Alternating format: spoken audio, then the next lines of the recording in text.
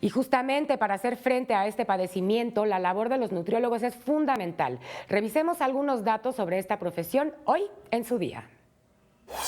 Este 27 de enero se conmemora el Día del Nutriólogo, una profesión multidisciplinaria que dentro de sus actividades se encuentra la de orientar alimentariamente a la población.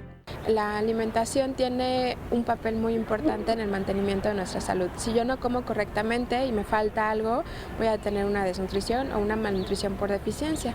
Según los nutriólogos, el consumo desmedido de alimentos saturados en grasa ha provocado entre la población mexicana grandes y graves problemas de salud pública. Y a esto se suma la modificación de los hábitos alimenticios que actualmente favorecen el consumo de alimentos ultraprocesados. Hemos favorecido otra cultura alimentaria sobre la nuestra y pues bueno, eso junto con el sedentarismo han favorecido que tengamos este problema de salud. El plato del buen comer es una alternativa eficiente y diseñada por los nutriólogos para rescatar la sana alimentación de la población.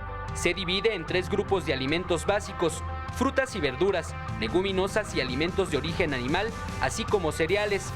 Si juntamos las leguminosas con los cereales, tenemos una proteína de tan buena calidad como la de origen animal.